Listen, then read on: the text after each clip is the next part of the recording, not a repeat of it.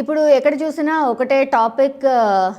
America గగనతలంలోకి China అతిపెద్ద బెలూన్ని పంపించింది, అది నిఘాకు సంబంధించిన ఇన్ఫర్మేషన్ని తీసుకుంటోంది అనేది ఇప్పుడు టోటల్గా ఎక్కడ చూసినా ఎక్కడ విన్నా అదే హాట్ టాపిక్. మాట్లాడదాం. మనతో పాటు ఉన్నారు ప్రముఖ డిఫెన్స్ జర్నలిస్ట్ కన్నెగంటి రమేష్ గారు. రమేష్ గారు నమస్తే అండి. ఎక్కడ చూసినా కూడా ఇప్పుడు ఒకటే టాపిక్ అన్నమాట. ఏదో 3 బస్సుల సైజ్ అంతా బెలూన్ ఏదో అమెరికా గగనతలంలో పడిందని, అమెరికా దాన్ని డిస్ట్రాయ్ చేసింది అని. సో రకరకాల వార్తలు వస్తూ ఉన్నాయి అండ్ పిక్చర్స్ కూడా బయటకు వచ్చాయి కూడా. ఏం చేయాలనుకుంటోంది సార్ చైనా? నిజంగానే నిఘాకి సంబంధించిన ఇన్ఫర్మేషన్ సేకరిస్తుందా? అమెరికన్ ఎయిర్ స్పేస్లోకి, అమెరికా గగనతలంలోకి చైనా పంపించిన స్పై బెలూన్ అనేది, అంటే గూఢాచార్య చర్యలు చేపట్టడానికి నిఘా కోసము అమెరికా యొక్క సామధాన భేద దండోపాయాలు, అమెరికా యొక్క రాజకీయ ఆర్థికపరమైన, ముఖ్యంగా జాతికి అమెరికా యొక్క దేశ సంరక్షణకు సంబంధించిన అతి ముఖ్యమైన ఇంపార్టెంట్ వైటల్ ఇన్స్టలేషన్స్ మీద సమాచార సేకరణ కోసము చైనా స్పై బెలూన్ని పంపించింది అనేది అమెరికా యొక్క ఆర్గ్యుమెంట్. ఇందుట్లో నిజమెంత అని మనం పరిశీలించినప్పుడు, ముఖ్యంగా I have a PhD in American studies. America యొక్క American government, American politics, American foreign policy, American defence పాలసీలో I have a PhD from Delhi's Jawaharlal Nehru university, JNU, very famous JNU.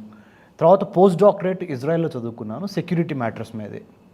America Israel మధ్య security ties, ఆ రక్షణ సంబంధాల మీద నా post doctorate చేశాను. So నాకున్న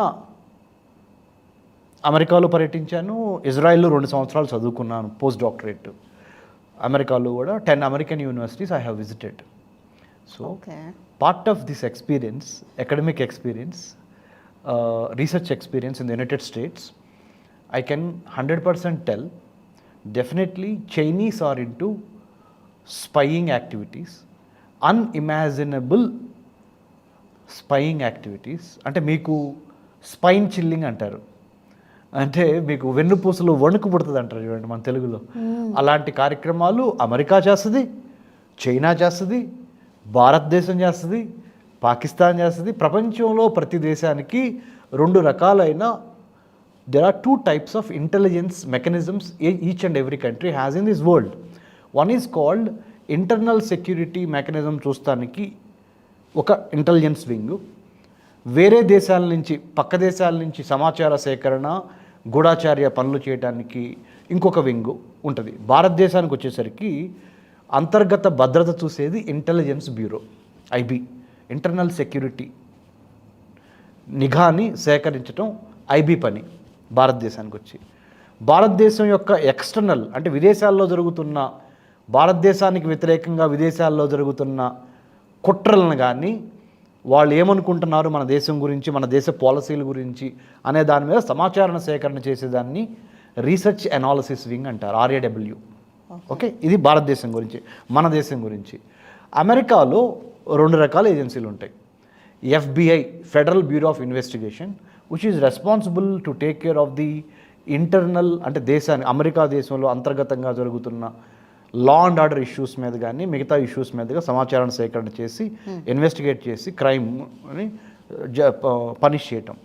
ఇంకొకటి CIA, central intelligence agency, America యొక్క external arm of the American intelligence, is called CIA. So they have a defence headquarters called Pentagon అనే ఒక చతురాకారంలో ఉన్న పోలిన బిల్డింగు, వాళ్ళ సింబాలిక్ ఇదనమాట బిల్డింగ్. పెంటగాన్, డిఫెన్స్ సెక్రటరీ కూర్చుంటారు అక్కడ, అంటే అమెరికా యొక్క రక్షణ శాఖ కార్యదర్శి. భారతదేశానికి చెందిన రక్షణ శాఖ కార్యదర్శి మన తెలుగువారు, ఇప్పుడు ఈ ప్రోగ్రాం ద్వారా చాలామందికి తెలిసింది, Giridhar Aramane garu, India's defence secretary from Telugu land, Andhra Pradesh cadre, IAS officer, 1988 batch. Giridhar Aramane garu right now is the defence secretary of India. Okay, ఈ కాంటెక్స్ట్ వచ్చింది కాబట్టి చెప్పాను. సో ఇది స్ట్రక్చర్ గురించి మాట్లాడా. ఇప్పుడు టెరిటరీ గురించి మాట్లాడుతున్నా. ఎక్కడ జరిగింది ఇది? అమెరికన్ ఎయిర్ స్పేస్లో జరిగింది. ఎంత ఎత్తులో జరిగింది? అంటే ఒక 500 to 600 ఫీట్ కన్నా ఇంకా ఎక్కువ ఎత్తులో అమెరికా గగనతలంలో చైనీస్ స్పై బెలూన్ ఎగురుకుంటూ వచ్చింది. ఎట్లా వచ్చింది అంటే Chinese spy balloon American air స్పేస్లోకి రావడానికి అంటే అమెరికన్ ఎయిర్ ఫోర్స్ కానీ, సిఐఏ కానీ, FBI కానీ, అమెరికాకి సంబంధించిన law enforcement agencies are they sleeping over or has it been ignored or don't they have the enough data or intelligence to contain a spy balloon which is actually flying on the United States of America's airspace? What does it mean? What kind of indications does the United States give or does the United States give to the whole world that a spy balloon of a big size of a, let's say, more than 100 pounds is flying over the American airspace, and then America is not in a position to stop that or detect that, deter that? What does it mean on destroy that? అనే ప్రశ్నలకి సమాధానంగా వాళ్ళు ఏం చెబుతున్నారంటే the explanation given by American law enforcement agencies, to be precise American defence secretary or the US state department. US state department అంటే ఏంటండి, సామాన్య ప్రేక్షకులకు అర్థం కావడానికి అమెరికా యొక్క విదేశాంగ శాఖని స్టేట్ డిపార్ట్మెంట్ అంటారు. భారతదేశం యొక్క విదేశాంగ శాఖని మినిస్ట్రీ ఆఫ్ ఎక్స్టర్నల్ అఫేర్స్ అంటారు, విదేశీ వ్యవహారాల మంత్రిత్వ శాఖ. మా జేఎన్యూలో చదువుకున్న మా senior, the current foreign minister of India, doctor S Jaishankar sir, is doing a phenomenal job. Not because that is from JNU, I'm just sort of appreciating him. Otherwise also he's doing a fantastic job. Okay, number one. Number two, American air స్పేస్లోకి Chinese spy balloon ఎలా వచ్చింది అంటే Canada border నుంచి north American కాంటినెంట్లో ఉత్తర America ఖండంలో 2 దేశాలు ఉన్నాయి. పైన ఉత్తరాన కెనడా, కింద యునైటెడ్ స్టేట్స్ ఆఫ్ అమెరికా, ఇంకొద్ది కింద సెంట్రల్ అమెరికా, ఇంకొద్ది కింద సౌత్ అమెరికా. ఇది భౌగోళిక స్వారూప్యము are the territorial description of that particular this thing. Okay, with in the north American continent Canada and United States are very good friends. వాళ్ళిద్దరి మధ్య చాలా స్నేహ సంబంధాలు ఉన్నాయి కాబట్టి free movement of people, free movement of goods జరుగుతూ ఉంటుంది. So Canadian air స్పేస్లో నుంచి ఈ స్పై బెలూను యునైటెడ్ స్టేట్స్లోకి ప్రవేశించి యునైటెడ్ స్టేట్స్లో మాంటానా అనే ఒక రాష్ట్రం పైన ఎగురుతున్నప్పుడు మన అమెరికన్ సెక్యూరిటీ ఫోర్సెస్ డిటెక్ట్ చేసి జో బైడెన్ అమెరికన్ ప్రెసిడెంట్కి సమాచారం వెళ్ళినప్పుడు they have waited till it reached the Atlantic ocean, అంటే north east of America, New York నగరము, రైట్, ఆ దాటి అట్లాంటిక్ ఓషన్ మీదకి వచ్చినప్పుడు the moment it has gone on to the Atlantic ocean పైన ఉన్నప్పుడు that's where they took a decision to neutralize it or shoot it down. They shot it down. Yes, దానికో reason కూడా చెప్తున్నారు కదండి, అంటే ఒకవేళ మనం పేల్చేసినప్పుడు అది ఆస్తి లేదంటే ప్రాణ నష్టం. I will also explain that. Very good question Soumya గారు, I think very timely question. ఎందుకంటే the quality of the interview depends upon the quality of the question posed by the interviewer and you have posed a right question. So my hearty congratulations to you on that count. Yes, very very important question. If I wanted to bring it down అంటే నేను దాన్ని పడగొట్టాలంటే ఎప్పుడు దాన్ని neutralise చేయాలి, అంటే ఎప్పుడు దాన్ని కిందకు తీసుకురావాలి. ఒకవేళ దాన్ని పేల్చి వేస్తే ఆ బెలూన్ లోపల ఏముంది, విషవాయువులు ఉన్నాయా? ఉండొచ్చు, could be, right. there could be poisonous gas inside the balloon, number one. There could be something where radioactive material, you never know. Given the COVID-19 and the virus, given the pandemic situations, corona virus ఇదంతా నేర్చుకున్న తర్వాత ఆ బెలూన్లో ఏమన్నా biological weapon అంటే biological gases or viruses, you never know, right. So they set to themselves, అంటే American law enforcement ఏం చేసినాయి అంటే కొలాటరల్ డ్యామేజ్ అంటారు ఇంగ్లీష్లో. అంటే తెలుగులో ఏంటంటే మనుష్యులు, ఆస్తి, ప్రాణ నష్టము, ఆస్తి నష్టం జరగకుండా ఆ బెలూన్ని మనము నిస్తేజం చేయాలి తెలుగులో, ఆర్ ఆ బెలూన్ని కూల్చివేయాలి అనుకున్న దానికి అట్లాంటిక్ మహాసముద్రం పైకి వచ్చే వరకు వెయిట్ చేసి అక్కడ కూల్చివేశారు. కూల్చివేసిన తర్వాత ఆగలేదు వాళ్ళు. దే హ్యావ్ డెబ్రీస్ అంటే ఆ కూల్చివేయబడిన ఆధారాలు, శకలాలని మళ్ళీ అమెరికన్ నేవీ అట్లాంటిక్ మహాసముద్రంలోకి వెళ్ళి ఎక్కడైతే ఆ బెలూన్ కూలిపోయిందో ఆ శకలాలను మొత్తాన్ని కలెక్ట్ చేసి సేకరించి దాన్ని ఇప్పుడు టెస్టింగ్ చేసే స్థితిలో ఉన్నారు. ఇది జరుగుతున్న పరిణామం. దీని నేపథ్యంలో సౌమ్య గారు, చైనీస్ ఫారెన్ మినిస్ట్రీ, చైనా యొక్క విదేశాంగ శాఖ మొదట్లో ఏమన్నారంటే ఈ స్పై బెలూను మీరు అనుకున్నట్టుగా గూఢాచారానికి సంబంధించింది కాదు, మేము పౌరుల యొక్క దేశం యొక్క హితాన్ని అంటే to the welfare of the society we wanted to conduct certain programs or research. Part of that research, we have actually given this particular spy balloon as a tool to collect certain indicators of the socio-political, academic in nature or geographical in nature అని చెప్పి సమర్థించుకున్నారు. The moment Americans shot it down, then they took it very offensively, saying that it is called overreaction. మీరు చాలా అతి చేశారు America వాళ్ళు, మాకు చెప్పొచ్చు కదా, లేకపోతే మీకు ఏమైనా అబ్జెక్షన్స్ ఉంటే మాకు చెప్పొచ్చు కదా, అంతేగాని పేల్చేస్తారా మీరు? అసలే మన ఇద్దరి మధ్య పచ్చగడ్డేస్తే బగ్గుమంటుంది, మీరు ఎక్కడ ఉన్న వాళ్ళు అక్కడ ఉండకుండా ఓవర్ రియాక్షన్ చేయదు, అతి చేయొద్దమ్మా, మనం తెలుగులో అంటాం కదా, ఎక్కువ చేస్తున్నామమ్మా అది చేయబాక అన్నట్టుగా చేశారు. You will face the consequences for what ever action you have done. మన కేసీఆర్ గారు అంటారు ముఖ్యంగా, రిటర్న్ గిఫ్ట్ ఇస్తానంటారు సార్. సో మీకు రిటర్న్ గిఫ్ట్ ఇస్తాం మేము అని చైనా వాళ్ళు అమెరికాకి చెప్పారు. అంత పెద్ద బెలూన్, కనిపించే అంత బెలూన్ని తీసుకొచ్చి ఒక దేశం మీద నిఘా అట్లా పెట్టొచ్చా? అసలు ఏ దేశమైనా చేస్తుందా అట్లా? చైనా చేయగలదు, చేస్తుంది. ఎక్కడెక్కడ చేస్తుంది? చైనాకి సంబంధించిన శత్రు దేశాలైన Japan, artificial islands Senkaku, Diaoyu, Paracel, భారతదేశానికి చెందిన అండమాన్ నికోబార్ ఐలాండ్స్ పైన, వియత్నాం పైన చైనీస్ స్పై బెలూన్స్ ఇదివరకు చేసి ఉన్నవి. ఎవరు వాళ్ళ ఇంటెన్షన్స్ని బయట పెట్టరు కదా madam. Intent and content are masqueraded అంటారు. మీ ఇంటెన్షన్స్, మీ యొక్క అభిప్రాయాలు, మీ అభిమతాలు, మీరు ఇవ్వబోయే కంటెంట్ నేను వేరే విధంగా మార్చి చెప్తాను. దట్స్ కాల్డ్ మ్యానుఫ్యాక్చరింగ్ కన్సెంట్ అంటారు ఇంగ్లీష్లో. తెలుగులో ఏమంటే ప్రజాభిప్రాయాన్ని తమకు అనుకూలంగా మరల్చుకోవటానికి చక్కటి తీయటి మాటలతో మీ యొక్క దేశ అభివృద్ధి కోసం మేము పరిశోధన చేస్తున్నాము అని చెప్పి నమ్మబలికిస్తారు.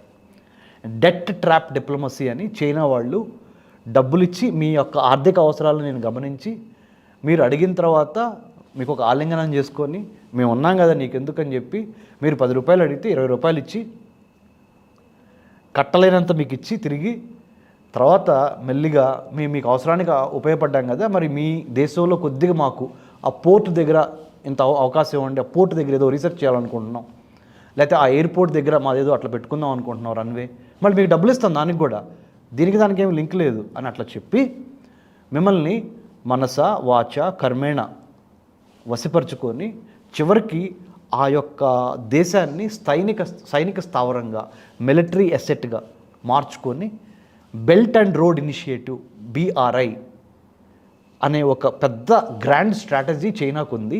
దాంట్లో భాగంగా ఒక 60 దేశాలని బెల్ట్ అండ్ రోడ్ ఇనిషియేటివ్ మీద సంతకం పెట్టించినాయి.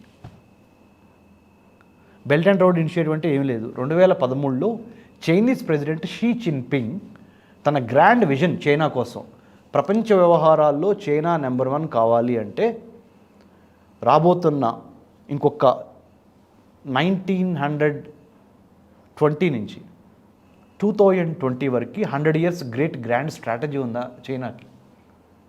ఈ 100 ఏళ్లలో చైనా ఎవ్రీ డికేడ్ ఇట్లా డెవలప్ అవ్వాలి. 1920 నుంచి 930 వరకు, 30 నుంచి 40, 40 నుంచి 50, 60, 70, 80, 2020 వచ్చే వరకు ఇక్కడ ఉండాలి అని అనుకున్నారు. అది అయిపోయిన తర్వాత 1949లో కమ్యూనిస్ట్ పార్టీ ఆఫ్ చైనాలో అధికారంలోకి వచ్చింది.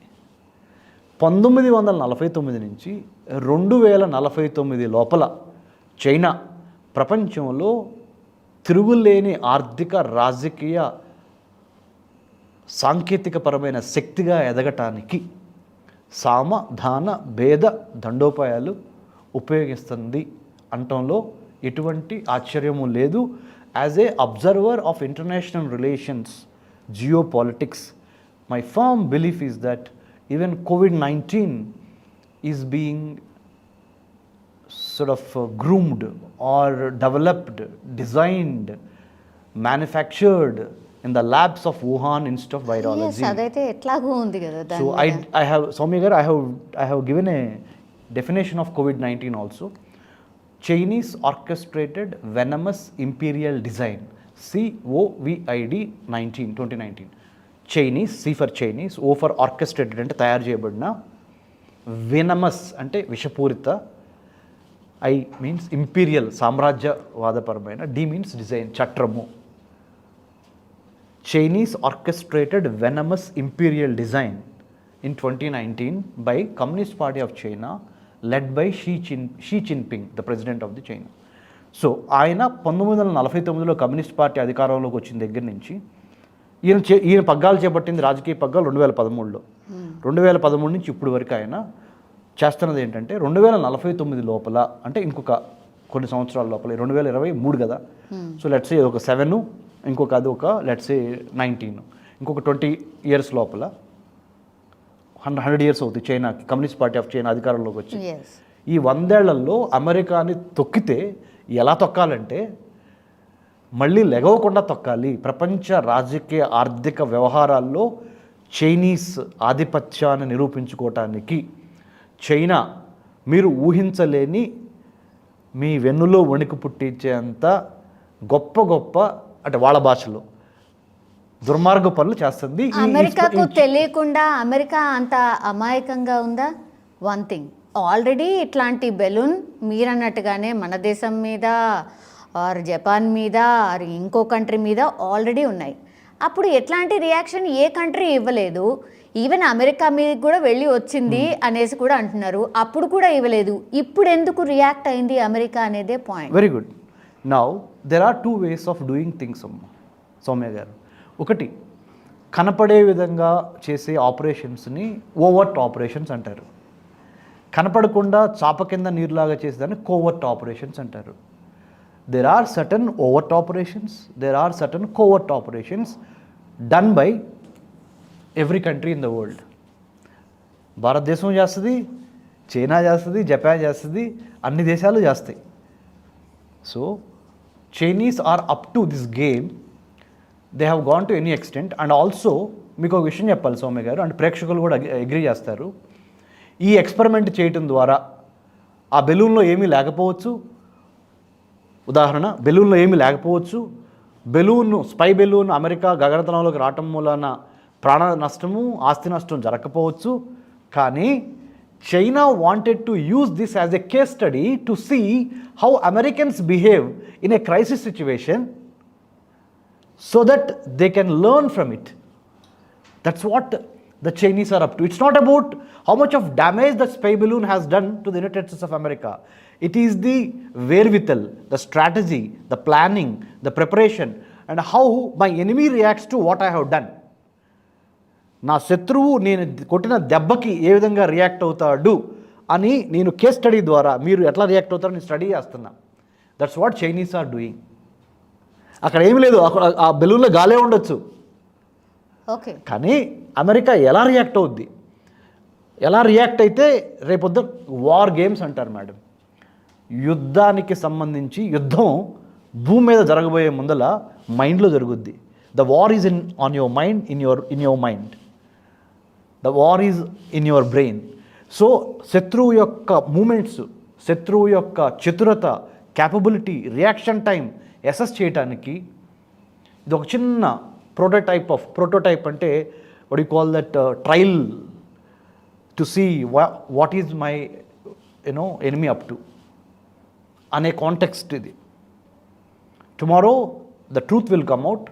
Americans might say there are some explosive material, there are some radioactive material, there are ప్రాణాలకి హాని కలిగించే జీవ రసాయన ఆయుధ వాయువులు కూడా ఉన్నాయని రేపొద్దున అమెరికా చెప్పొచ్చు. చెప్పిన తర్వాత అది ఒక పెద్ద ఇష్యూ అవచ్చు. ఎందుకంటే తైవాన్కి చైనాకి పడట్లా, రైట్? అమెరికాకి చైనాకి పడట్లా. శత్రువు మిత్రుడు, నెంబర్ 1. నెంబర్ 2, క్వాడ్ అని 4 దేశాలు కలిసి, quad United States of America, India, Japan, Australia, ఈ 4 దేశాలు కలిపి ఇండియన్ ఓషన్, పసిఫిక్ ఓషన్ మధ్య 21వ శతాబ్దంలో జరిగేదంతా ట్రేడ్ అంతా ఈ రెండు సముద్రాల మధ్య జరుగుద్ది. సీ ట్రేడ్ అంటే సముద్రాల మీద షిప్పులు 90% of the world trade is sea trade, not the air trade or train trade. So ఈ 2 మహాసముద్రాల మీద ఆధిపత్యం ఎవరైతే సాధిస్తారో వాళ్ళదే 21వ శతాబ్దం. మా ఇంటర్నేషనల్ రిలేషన్స్లో కానీ, మా జియో పాలిటిక్స్ అదే డిసిప్లిన్లో కానీ we have a saying, 21st century will be dominated by women power, that is you, and the Indian Ocean, Pacific Ocean powers. Whoever has a hold on Indian Ocean and Pacific Ocean, they will dictate the trade, economic, military aspects of the global assets. Okay, మీరు అన్నట్టుగా ఇప్పుడు China expect చేస్తుందేమో, maybe America ఎట్లా react అవుతుందో అన్నట్టుగా, కరెక్ట్గానే China expect చేసినట్టుగానే America react అయిందా? Right, we have to wait and see. అంటే this is a hypothetical question because the story is unfolding. Story ఇంకా ఫినిష్ అవ్వలేదు కదా, ఇప్పుడు స్టార్ట్ అయింది, బిగిన్ అయింది. So we have to wait and see what is it up to the Chinese expectations or is it up to the American expectations. ఇది మనం we have to see, wait, watch and make notes.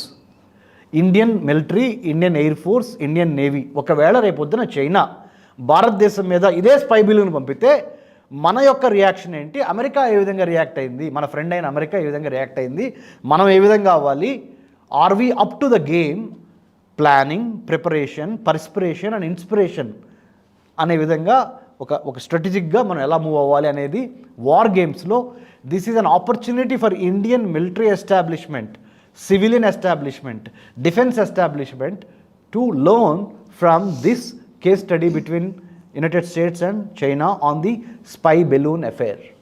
కానీ spy శాటిలైట్స్తో already clear pictures ఉన్నా కూడా మళ్ళీ spy balloon, right, that's a good question again. శాటిలైట్లో capture అవుతుంది కదా, satellites are so powerful, what is the need of using a spy balloon, right? This is the question, right?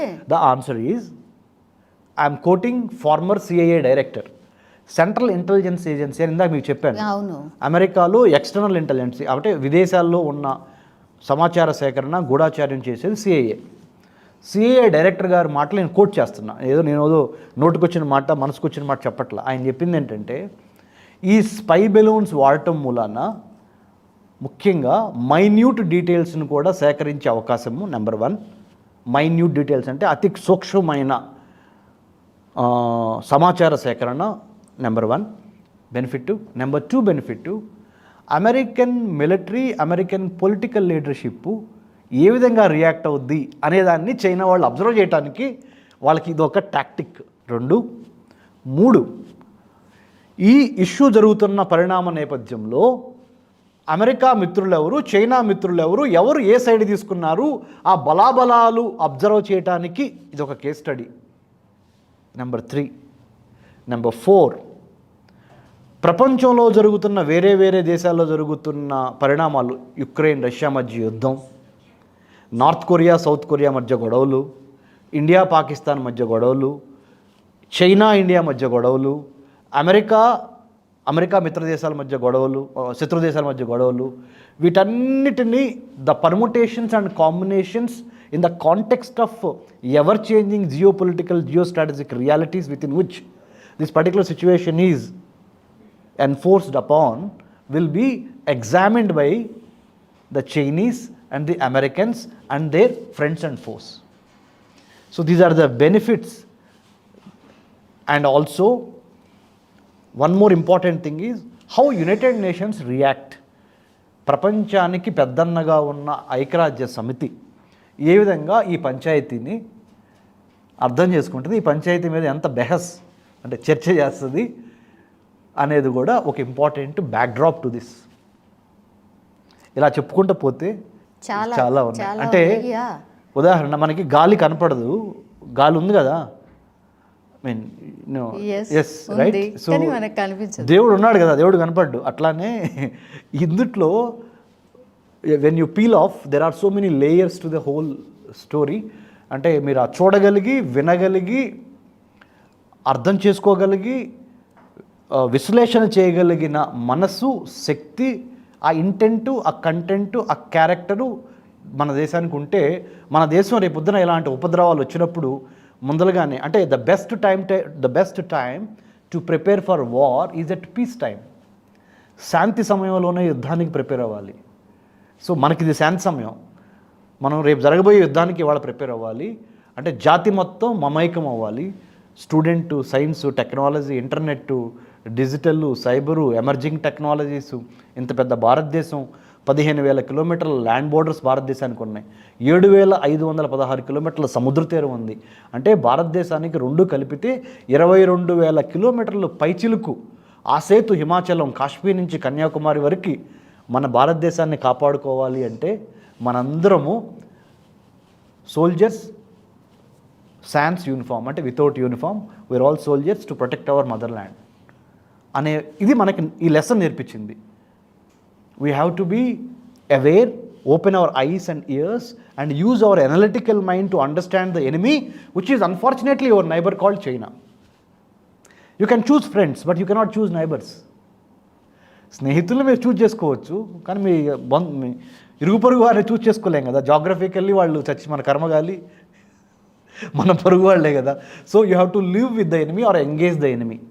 Ramesh గారు, మీరు అన్నట్టు అంటే రెండు దేశాల మధ్య యుద్ధాలు ఏమో కానీ అమెరికాలోనే ఒక యుద్ధం క్రియేట్ అయ్యే వాతావరణం వచ్చినట్టే అనిపిస్తుంది. 2024లో ఎన్నికలు ఉన్నాయి. ఈ ఇష్యూనే ప్రచార అస్త్రంగా మారే ఛాన్సెస్ కూడా ఉన్నాయి అని I think I again appreciate the question because కాంటెక్స్టువల్గా చాలా మంచి ప్రశ్న అండి ఇది. ఎందుకంటే 2024 ఈజ్ ఏ డిటర్మైనింగ్ ఇయర్. అటో ఇటో తేల్చే సంవత్సరం ఎన్నికలు, అధికారం గురించి. Democrats, Republicans, there are 2 parties in United States of America. The Democratic symbol is donkey. మన టీఆర్ఎస్ గుర్తు ఇక్కడ కారు ఎట్లనో ఇప్పుడు బీఆర్ఎస్ అయింది, కాంగ్రెస్కి చెయ్యట్లనో, బీజేపీకి కమలం ఎట్లానో అమెరికాలో డెమోక్రటిక్ పార్టీకి, ఇప్పుడు పవర్లో ఉన్న పార్టీ డెమోక్రటిక్ పార్టీ, వాళ్ళ యొక్క symbol, democratic party symbol donkey. Donkey symbolises the hard work, donkey symbolises the resistance and persistence and blue collar workers, శ్రామిక కర్షక కార్మికులందరూ డెమోక్రటిక్ పార్టీలో ఉంటారు అమెరికాలో. ఎలిఫెంట్ రాజసం, మదగజం, అందరూ బాగా డబ్బులున్నవాళ్ళు, బాగా బలిసిన వాళ్ళు, మన కొలోకియల్ తెలుగులో అంటే బాగా అమీర్పతి, కరోడ్పతులు రిపబ్లికన్ పార్టీలో ఉంటారు. ట్రెడిషనల్గా ఆలోచిస్తారు వాళ్ళు. ఎవరు? రిపబ్లికన్స్. డెమోక్రాట్స్ లిబరల్గా ఆలోచిస్తారు. అంటే వాళ్ళ పొలిటికల్ ఐడియాలజీస్ గురించి మాట్లాడుతున్నా. ఎందుకంటే ఐ డ్రీమ్ ద్వారా ఒక ప్రోగ్రామ్ చేసినప్పుడు అది చాలా అద్భుతమైన సమాచారాన్ని ప్రజలకు ఇస్తేనే ఆ ఐ డ్రీమ్ క్వాలిటీ అదే కదా మనం మెయింటైన్ చేసే standards. So that's why I have taken time to explain the election symbols and election party symbols of both the Democrats and Republicans in the United States of America, which happens to be a majorly 2-party controlled political system or political space, unlike India where we have multi-party system. Okay, so 2024 happens to be that election year. So Joe Biden is again going to test his nerves or his luck. So given this, I think Joe Biden will use this also, or the opponents of Joe Biden, Republicans also can use this as a critical point to choke his neck, choke his, this thing. So yeah, you're right. Cool. Yeah, that's, I think they are all outguns by Republicans to take care of the Democrats in the upcoming election fray. 2020, yes, it's definitely a potential issue. Lastly, what you can say? Yeah, this whole episode, we have, ఇది మనకి ఒక అదృష్టం అండి. ఒక క్రైసిస్ని observe చేసే అవకాశం దేవుడు మనకి ఇచ్చాడు. అది ఎలాంటి క్రైసిస్? రెండు పెద్ద దేశాలు, ఒకటి ద క్యాపిటలిస్టిక్ కంట్రీ, ఇంకోటి the communist country. That is capitalist is obviously United States of America, the democratic political system with communism as the helm of affairs, communist party of China in China. When they fight with each other, మనం పక్క నుంచి ఆ యుద్ధ నీతిని, ఆ యుద్ధ రీతిని, ఆ యుద్ధ నీతిని అర్థం చేసుకొని మనము జాతి మొత్తం మమేకమయ్యి భారతదేశము ఒకటయ్యి రేపొద్దున ఎలాంటి అవాంతరాలు వస్తే మనం ఎలా దీన్ని తిప్పికొట్టాలి అనే దాని మీద యుద్ధానికి కార్యోన్ముఖులను చేయడానికి, సన్నద్ధులు చేయడానికి ఈ యొక్క crisis gives that leadership, because leaders are born out of the crisis. That's what I take in that way. Yes, thank you so much. Thank you అండి సౌమ్య గారు.